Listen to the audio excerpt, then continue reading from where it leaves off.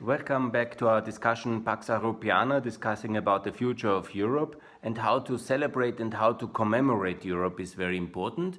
We come now from this big European week with the 9th of May, with the European Day, the 8th of May, the European Liberation Day, and also the 5th of May, the European Day of the Council of Europe, celebrating human and property rights in Europe. And of course the 1st of May with the celebration about EU enlargement and European unity. That is the big day of 2004 where the EU has enlarged and took 10 new members in, and it was so successful. So my proposal is now the 6th of May, because it's anyhow the European week, and the 6th of May is a very important day. And this day should be the day, the European Day, an official EU celebration day, not a public holiday, but a EU official day where the political world and the public and the media is celebrating the success of NATO enlargement. NATO enlargement is obviously so important topic, which has really allowed the European Union to prosper and to be secure under the umbrella of NATO.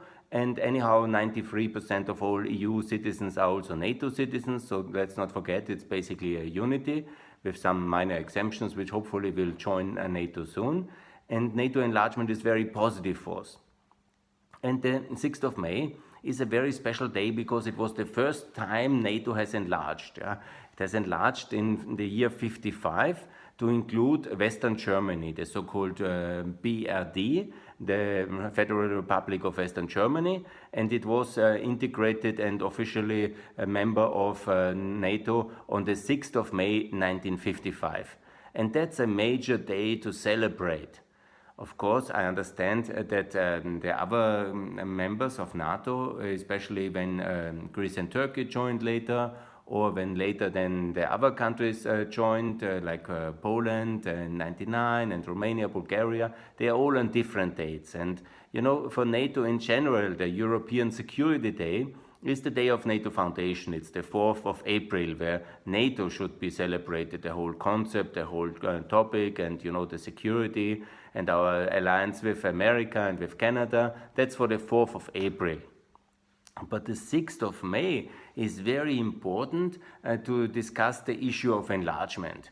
Because, you know, there is even in Germany now, after the GDR has been now united, it's a lot of people who have a wrong narrative. Yeah? They think that NATO enlargement is somehow an aggressive move. Yeah?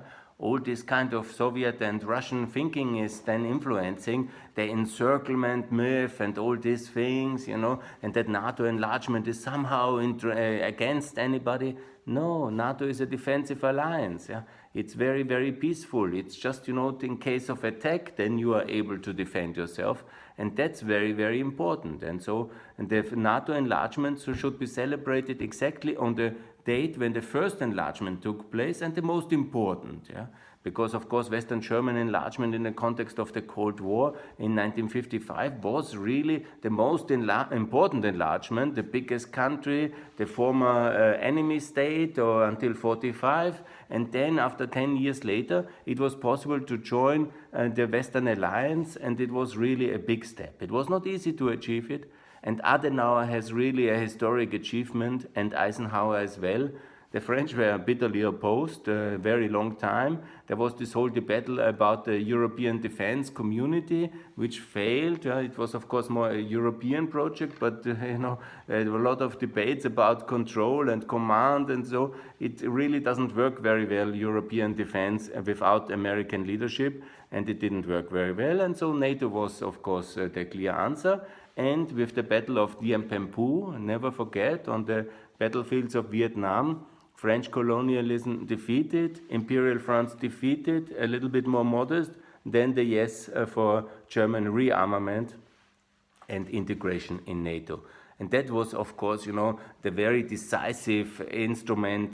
This kind of Western German in NATO allowed then, at more or less at the same time, happened the Messina Conference, where basically the framework for a united Europe was prepared for the next step. After the coal and steel community came the EU Treaties of Rome in March, 25th of March in 57. That was basically at the same time frame, and this was really very important to have NATO enlargement, the first round.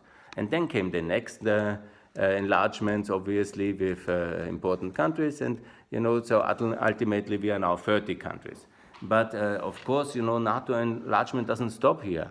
There are 6 EU neutrals like Austria, my native Austria, which I hope will join, Sweden, Finland, very strong NATO allies already, but not member.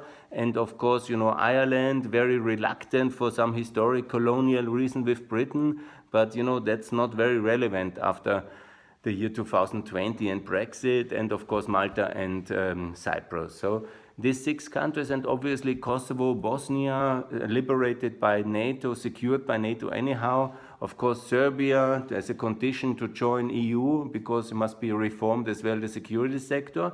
And of course free Ukraine, free Georgia, and free Moldova. So that's 6, so it's 42 countries. So NATO enlargement is continuing, and it must be continued to secure Europe and to avoid any kind of conflicts. And it's very important to have this narrative of NATO enlargement, the explanation, the communication, to be also very, very strongly celebrated each 6th of May. And it's also a very good day, as I outlined in my presentation, to celebrate NATO and celebrate the American role. Because, especially in Germany, the 8th of May, in some countries even they celebrate the 9th of May. That's totally wrong. It's the 8th of May, the Liberation Day, the end of World War II in Europe. The British call it Victory Day. Definitely, it's very good in Britain to do it like this. The American Victory Day is in Europe. Never forget the World War II has stopped and ended finally on the 15th of August after the Japanese were defeated. But what is very important to keep the narratives clear and separated. 9th of May is the day where Europe celebrates itself, the freedom project of the Schuman Declaration, very important. 8th of May, the European Liberation Day, where we celebrate and say thank you to all allies and for the liberation. But it's a bit dangerous that it turns a little bit in a pro-Russian activity, like now in Berlin, where the Russian ambassador then now, the Russian Federation, don't forget, they are waging war against us in Ukraine, Georgia, Libya, Syria, today. Yeah? And then they come up with this holy date, and the Russian ambassador is doing a big ceremony at the Soviet monument, and it's getting very Soviety, the whole thing, in the year 2020. And despite obviously the Soviet Union was one of the allies to defeat Nazis, and that's without doubt, and there were great victims, yeah. And we have to very much celebrate the liberation, and thanks a lot. It's not exactly the case that the Russians today in 2020 can claim all the fame. It was, of course, the Soviet Union much bigger.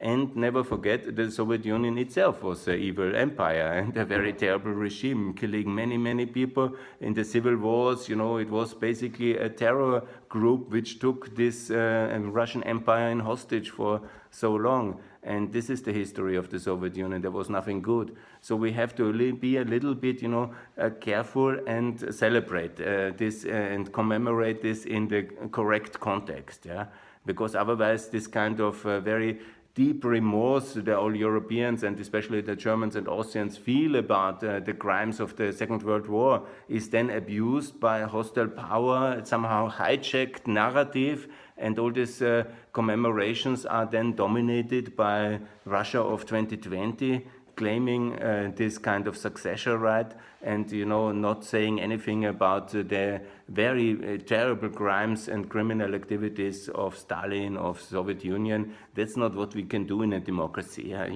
We are advanced democracy. We really know the facts and we have established them. We know exactly the crimes of the Nazis. We know exactly the crimes of the Soviets, and we have to be very clear, and we know exactly why we are secure, and this has nothing to do with Russia. Don't forget, we were in 45 years of a Cold War with nuclear annihilation, threatened by the Soviets against us. And that was also very much part of our reality until recently.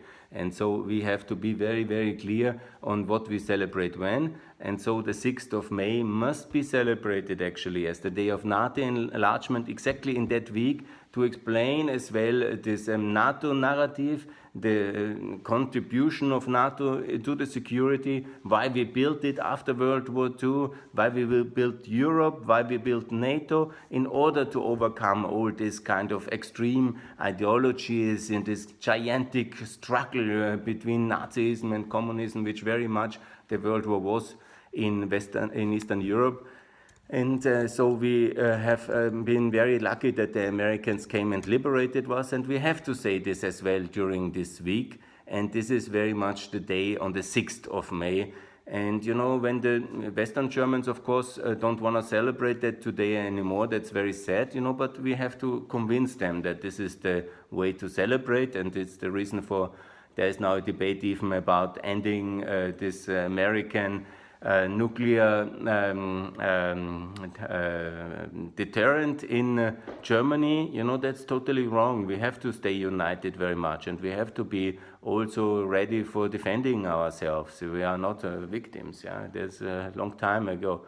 You know, we are really a strong European Union, a strong NATO, and united. So it's important to keep that very much on the 6th of May, the European NATO Enlargement Day. Keep NATO enlargement very strongly as a positive narrative, and to be ready for NATO of 42, to convince the neutrals to join, EU itself to join, and obviously Ukraine, Moldova and Georgia as well, to be in our defensive alliance of values, which is NATO, and to celebrate it together on the most important day in the history of NATO enlargement on the 6th of May. I think that's a very, very good addition to the European week. And so please celebrate the 6th of May in all countries which want to join the European Union and NATO in the future, in all Europe. That's a very important day to celebrate. And please always read the history of Adenauer. This is so important. He is one of the great European leaders of our century, of the last century, and of European history, in his decisive contribution to make West integration possible, because this was the cornerstone of our success of the Western world after the tragedy of the Second World War. Without his leadership, maybe we wouldn't be able to have this achieved, and we all have to say thank you to Konrad Adenauer every single day for the prosperity we have achieved. So, thanks Konrad Adenauer, thanks NATO, and the 6th of May, the European NATO Enlargement Day.